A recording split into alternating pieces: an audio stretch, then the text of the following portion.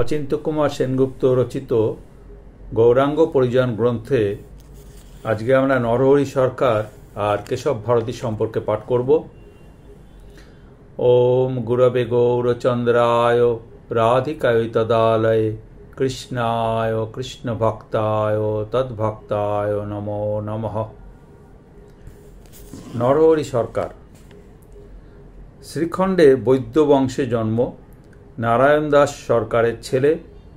গদাধর পণ্ডিতের মতোই গৌরাঙ্গের নবদ্বীপ লীলার সহচর। গদাধর থাকে গৌরাঙ্গের বায়ে আর নরহরি ডাইনে। গদাধর নরহরি করি ধরি গৌরহরি প্রেমাবেশে ধরণী লোটায়। ব্রজলীলায় গদাধর শ্রীমতী রাধিকা আর নরহরি তার সখী মধুমতি। গদাধরে আর নরহরিতে অটুট বন্ধুত্ব। কীর্তনানন্দের আবেশে যখন প্রভু মূর্ছিত হয়ে পড়েন তখন নরহরির গায়ে ঢলে পড়ে আর গদাধরের মুখখানি দেখতে দেখতে খেনে নরহরি অঙ্গে অঙ্গ হেলাইয়া গদাধর মুখেরি পড়ে মুড়ছিয়া। গৌরকিশোর যখন গদাধরের সঙ্গে হোলি খেলছে তখন নরহরিও অংশীদার। হোলি খেলে তো গৌর কিশোর রসবতী নারী গদাধর কোর।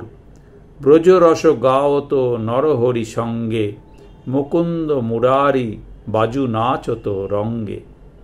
নরহরির শিষ্যই লোচন দাস। লোচন দাস তার চৈতন্যমঙ্গলে লিখেছেন, নরহরি ভুজে আর ভুজ আরোপিয়া শ্রীবাসের ঘরে নাচে রাস বিনোদিয়া।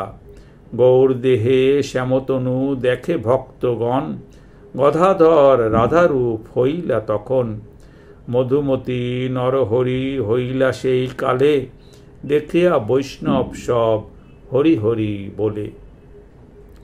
নরহরির বড় ভাই মুকুন্দ সরকার, মুকুন্দের ছেলে রঘুনন্দন। শ্রীখণ্ডে এদের বাড়িতে গোপীনাথের বিগ্রহ প্রতিষ্ঠিত। রঘুনন্দনের ভক্তিতে সে বিগ্রহ শুধু জাগ্রত হয়নি, ক্ষুধার্ত হাত বাড়িয়ে খেয়ে নিয়েছে থালার নৈবেদ্য। বিগ্রহের আবার সাজবার শখ, বলে কদম ফুলকে কর্ণভূষণ করবে। ওদের পুকুরের ধারে কদম গাছ, তাতে কৃষ্ণ নিত্য ফুল ফুটিয়ে রাখে। তার থেকে প্রত্যহ দুটি ফুল ছিঁড়ে নিয়ে রঘুনন্দন কৃষ্ণের কানে দুলিয়ে দেয়। কে কৃষ্ণ কে? সে কৃষ্ণ কোথায়? সে কৃষ্ণ গৌর হরি, সে কৃষ্ণ নবদ্বীপে। গৌরাঙ্গ জন্মের আগে থেকেই নরহরি পদকর্তা।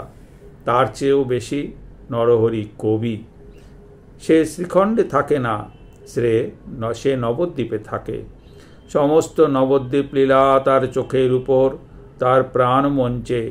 সেই প্রথম নিমাইকে চিনল কৃষ্ণ বলে। শুধু চিনল না, গৌরমন্ত্রে সেই প্রথম দীক্ষা নিল। রসে তনু ঢর ঢর গৌর কিশোর বড়, নাম তার শ্রীকৃষ্ণ চৈতন্য।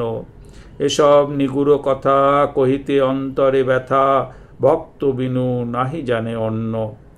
দাপর যুগেতে শ্যাম কলিতে চৈতন্য নাম, গর্গ বাক্য ভাগবতে লিখি মনে করি অনুমান। শ্যাম হইল গৌরাঙ্গ, রাধাকৃষ্ণ তনু তার সাথী। অন্তরেতে শ্যামতনু, বাহিরে গৌরাঙ্গ জনু। অদ্ভুত চৈতন্যের লীলা, রাই সঙ্গে খেলাইতে কুঞ্জবনে বিলাইতে অনুরাগে গৌরতনু হইলা। কহিবার কথা নহে, কহিলে কি জানি হয়ে, না কহিলে মনে বড় তাপ। চিত্তে অনুমান করি গৌরাঙ্গ হৃদয়ে ধরি, নরহরি করয়ে বিলাপ। শ্রীখণ্ডে আরও দুজন ভক্ত ছিল, সুলোচন আর চিরঞ্জীব সেন। তারাও চৈতন্যচন্দ্রের ভক্ত। তারা সবাই মিলে খণ্ডের সম্প্রদায় নামে এক কীর্তনের দল গড়ল। রঘুনন্দনই সবচেয়ে বেশি উৎসাহী। সে সেই দল নিয়ে চলে আসে নবদ্বীপে। নরহরি তাতে যোগ দেয়। গৌরাঙ্গকে ঘিরে চলে নিত্য কীর্তন। রঘুনন্দনের উপর প্রভুর অপার স্নেহ। নরহরি প্রেমের গাগরি আর রঘুনন্দন প্রেমের শতদল। গৌরাঙ্গ রাধা ভাবে ভাবিত হয়ে কৃষ্ণের প্রতীক্ষা করছে। নরহরির কি সুন্দর বর্ণনা। কি লাগিয়া মোর গৌর সুন্দর বসিয়া গৃহের মাঝে, বসন আসন রতন ভূষণ সাজায়ে অঙ্গের সাজে। আপন বপুর ছাছ নেহারিয়া চমকি উঠয়ে মনে, কিলা কি অবহু নামিল পহু এত বিলম্ব কেনে। কহে নরহরি মোর গৌর হরি, ভাবিয়া রাইয়ের দশা সজল নয়ানে চাহে পথপানে, কহে গদ গদ ভাষা। এই নরহরি লিখছে, গৌরাঙ্গ নহিত তবে কি হইত, কেমনে ধরিত দে। রাধার মহিমা প্রেম রসসীমা জগতে জানাত কে। শুধু নবদ্বীপেরই নয়, নীলাচলের ভাব মাধুরীর কথাও লিখেছে নরহরি। দেখি গোরা নীলাচল নাথ নিজ পারিষদ গণ সাত, বিভোর হইলা গোপী ভাবে বহে বাহু করিয়া আক্ষেপে। আমি তোমা না দেখিলে মরি, উলটি না চাহ তুমি ফিরি। করিলা পীরিতিময় ফাঁদ, হাতে দিলা আকাশের চাঁদ। এবে তোমা দেখিতে সন্দেশ, কহে গোরা করিয়া আবেশ। ছল ছল অরুণ নয়ন, রস রস বিরস বয়ান। অপরূপ গৌরাঙ্গ বিলাস, কহে কিছু নরহরিদাস। রামানন্দ আর স্বরূপের সঙ্গে বসে মনের কথা বলছেন প্রভু। কি সে মনের কথা লিখছে নরহরি? সে আর কিছুই নয়, শুধু বাঁশির কথা। বাঁশিকে গালি দিচ্ছেন আর বলছেন, স্বরূপ, বাঁশি আমার জাতকুল সব নষ্ট করল। সেই যে ধ্বনি একবার কানে ঢুকলো আর বেরুল না, আমাকে বধির করে রাখলো। বাঁশি ছাড়া পৃথিবীর আর কোনো ধ্বনি আমি শুনতে পাচ্ছি না। এ কি হলো আমার? ধ্বনি কানে পশিয়া রহিল, বধির সমান মোরে কইল। গম্ভীরা লীলারও মর্মস্পর্শী চিত্র এঁকেছে নরহরি। গম্ভীর নির্জনে বসে গোরারায় কেঁদে কেঁদে রাত ভোর করে দিচ্ছে। খেনে ভিতে মুখ শির ঘষে, কোনো নাহি রহু পহু পাশে। খেন্দে কান্দে তুলি দি হাত, কোথায় আমার প্রাণনাথ। নরহরি কহে মোর গোরা, রাই প্রেমে হইয়াছে ভোরা। মুকুন্দ, নরহরি আর রঘুনন্দন তিনজনই নীলাচলে গিয়েছিল প্রভুর দর্শনে। তিনজনকে তিন রকম উপদেশ দিলেন প্রভু। মুকুন্দকে বললেন, ধর্মপথে থেকে ধন উপার্জন করো। রঘুনন্দনকে বললেন, কৃষ্ণ সেবন করো। আর নরহরিকে বললেন, ভক্ত সঙ্গে থাকো আর বলো কৃষ্ণ কথা। গৌরাঙ্গই পরম, গৌরাঙ্গই প্রথম, এই পারস্যবাদের প্রবর্তক তিনজন। কাছড়াপাড়ার শিবানন্দ সেন, নবদ্বীপের মুরারি গুপ্ত আর শ্রীখণ্ডের নরহরি। এরা আগে গৌরাঙ্গকে দেখবে, পরে জগন্নাথকে। নীলাচলে এক পণ্ডিত এসে হাজির। স্পর্ধা করে প্রভুকে বললে, আপনার জানা এমন কি কেউ আছে যে আমাকে বিচারে পরাস্ত করতে পারে? প্রভু জিজ্ঞেস করলেন, পরাস্ত করতে পারলে কি হবে? আমি তার কাছ থেকে দীক্ষা নেব। প্রভু নরহরির দিকে তাকালেন, বললেন, যাও পণ্ডিতের সঙ্গে বিচার করো। বিচারে নরহরির জয় হলো। হেরে গিয়ে লোকানন্দ সরে পড়ল না, নরহরির কাছ থেকে দীক্ষা নিল। আর নরহরির কাছ থেকে দীক্ষা অর্থেই গৌর মন্ত্রে দীক্ষা। বর্ধমানের কুলাই গ্রামের কংসারী ঘোষ স্বপ্নে আদেশ পেল তার বাড়ির নিমগাছের কাঠে গৌরাঙ্গ মূর্তি নির্মাণ করা হোক। কংসারী তার ভাই দৈত্যারী বললে, আমিও অমন স্বপ্ন দেখেছি। তাদের বাড়ির নিমগাছের কাঠে তিনটি গৌরাঙ্গ মূর্তি তৈরি হলো। মূর্তি তিনটি তারা তাদের গুরু নরহরিকে দান করলে। নরহরি তাদের প্রতিষ্ঠা করল। ছোটটি শ্রীখণ্ডে স্বগৃহে, মাঝেরটি গঙ্গানগরে ও বড়টি কাটোয়ায়। নরহরির কাজ কি? ভক্ত সঙ্গে কৃষ্ণ কথা।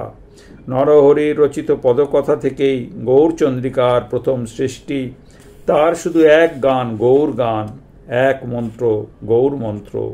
গৌরলীলা দর্শনে ইচ্ছা বড় হয় মনে, ভাষায় লিখিয়া সব রাখি।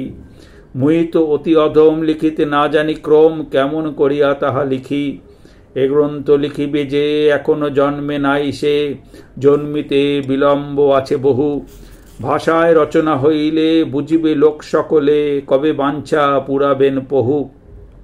গৌর গদাধর লীলা আদ্রব করয়ে শিলা, কার সাধ্য করিবে বর্ণন। সারদা লিখেন যদি নিরন্তর নিরবধি, আর সদাশিব পঞ্চানন। কিছু কিছু পদ লিখি যদি হিয়া কেহ দেখি, প্রকাশ করে প্রভু লীলা।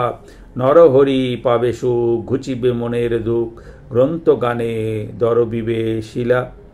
আকুমার ব্রহ্মচারী নরহরি কীর্তন করতে করতে দেহ ছাড়ল। গাও পুনঃ পুনঃ গৌরাঙ্গের গুণ, সরল হইয়া মন। এ ভবসাগর এমন দয়াল, না দেখি যে একজন। গৌরাঙ্গ বলিয়া নাগেনু গলিয়া, কেমনে ধরিনু দে। নরহরি হিয়া পাশা নদিয়া, কেমনে গড়িয়াছে। কেশব ভারতী সম্পর্কে এবার আমরা পাঠ করব। কণ্টকনগরে অর্থাৎ কাটোয়ায় গঙ্গা তীরে বটবৃক্ষতলে সন্ন্যাসী কেশব ভারতীর আশ্রম। একদিন কি মনে করে সে নবদ্বীপে এসে উপস্থিত। নবদ্বীপ মানে একেবারে নিমাইয়ের বাড়িতে। কে এলো? নিমাই সচকিত হয়ে উঠল। তাকিয়ে দেখল এক সন্ন্যাসী তার অঙ্গনে দাঁড়িয়ে। খানিক আগেই সে ভাবছিল সে সন্ন্যাসী হবে। সে সন্ন্যাসী হলেই পাষণ্ডিদের উদ্ধার হবে। উদ্ধার একমাত্র নমস্কারে। দুর্জনেরা তো আমাকে এমনি নমস্কার করবে না, আমি সন্ন্যাসী হলে পরেই করবে।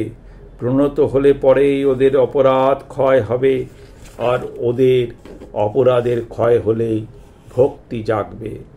নিমাই তাকে প্রণাম করে ভিক্ষে করালো। বললে, আপনি সাক্ষাৎ নারায়ণ, কৃপা করে আমার সংসার মোচন করে দিন। কেশব বলে, তুমিই তো অন্তর্যামী, তুমি যেমন করাবে আমি তেমনি করব। এখন আমাকে বলুন, জ্ঞান বড় না ভক্তি বড়? সমস্ত মহাজন সবশেষে এই ভক্তিই চায়। এই ভক্তি স্থির, ভক্তি কুশল, সুতরাং ভক্তি বড়। হরি বলে গর্জন করে উঠল নিমাই। বললে, কবে আমি কৃষ্ণের উদ্দেশ্যে দেশে দেশে ঘুরে বেড়াবো? কোথায় গেলে পাবো আমার কৃষ্ণকে? গৌর সুন্দর গঙ্গা পার হলেন, চলে এলেন কাটোয়ায়। বটগাছের নিচে কেশব ভারতীর আশ্রম খুঁজে পেতে দেরি হলো না। কেশবকে সাষ্টাঙ্গ প্রণাম করলেন গৌর হরি। এ গৌরপূর্ণ অপূর্ব সুন্দর পুরুষটি কে? দেখেও যেন চিনতে পারছে না কেশব। আমি নিমাই, আপনার কাছ থেকে আমি সন্ন্যাস নিতে এসেছি। যেমন করাবে তেমনি করব, কথা দিয়েছিল কেশব। কিন্তু এই কমনীয় কান্তি নবীন পুরুষকে কোন প্রাণে সন্ন্যাস দেব? কাকে আমি পুত্রহারা করব, কাকে বা স্বামীহারা? কেশব বললে, নিমাই, তুমি অন্য গুরুর সন্ধান করো, আমি পারবো না সন্ন্যাস দিতে। কিন্তু গোসাই, আপনি আমাকে কথা দিয়েছেন, আমার কথা রাখবেন। আমি বলছি, এই আমাকে সন্ন্যাস দিন। তা আমি দেব, কিন্তু এখন কেন? তুমি যখন 50 বছর পেরিয়ে যাবে তখন দেব। তবে যারা অল্পায়ু তাদের কি হবে? তারা উদ্ধার পাবে না? কিন্তু তোমার যে মা আছে, স্ত্রী আছে। গোসাই, আমি তাদের সকলের অনুমতি নিয়ে এসেছি। অনুমতি নিয়ে এসেছ? কেশব স্তম্ভিত হয়ে গেল। বললে, কিন্তু তোমাকে মন্ত্র দিলে তুমি তো আমাকে গুরু বলবে, তাতে আমি অপরাধী হব। না না, অপরাধী হবেন না। স্বপ্নে এক মহাজন আমার কানে মন্ত্র দিয়ে গেছে। দেখুন তো এই মন্ত্রের তাৎপর্য কি। বলে প্রভু কেশবের কানে মন্ত্র উচ্চারণ করে দিলেন। পরোক্ষে কেশবই তার শিষ্য হয়ে গেল। এবার তবে দীক্ষা দিন। সেই মন্ত্রেই কেশব প্রভুকে দীক্ষিত করল। নাম দিল শ্রীকৃষ্ণ চৈতন্য। বললে, কীর্তন প্রকাশে সর্বলোকের কৃষ্ণ চৈতন্য জাগাবে বলেই তোমার এই নামকরণ, আর প্রেমে তুমি সমস্ত বিশ্ব ভরবে বলেই তুমি বিশ্বম্ভর, আর তুমি রাধা ভাব দ্যুতিতে বিভাসিত বলেই শ্রী গৌরাঙ্গ। সে রাত্রি কাটোয়ায় কাটালেন প্রভু। মুকুন্দকে বললেন, মুকুন্দ, কীর্তন করো। মুকুন্দ কীর্তন ধরল। প্রভু প্রেমন্মত্ত হয়ে নৃত্য করতে করতে কেশব ভারতীকে আলিঙ্গন করলেন। কোথায় দণ্ড গেল, কোথায় কমণ্ডলু? কেশব হরি হরি বলে নাচতে লাগলো। যে ভক্তিকে সে শ্রেষ্ঠ বলে স্বীকৃতি দিয়েছিল, সেই ভক্তিতে তার দেহ মনে আবির্ভূত দেখল। মাটিতে লুটিয়ে পড়ে ধুলোয় গড়াগড়ি দিতে লাগলো কেশব। প্রভাতে কেশবের কাছ থেকে বিদায় নিলেন প্রভু। বললেন, আমি এবার কৃষ্ণ খুঁজতে পথে বেরোব। অরণ্যে প্রবেশ করে দেখব আমার কৃষ্ণ কোথায় লুকোলো। কেশব বললে, আমিও তোমার সঙ্গে যাব, তোমার কীর্তন রঙ্গের সঙ্গী হব। কেশবকে অগ্রণী করে প্রভু কাটোয়া ত্যাগ করলেন।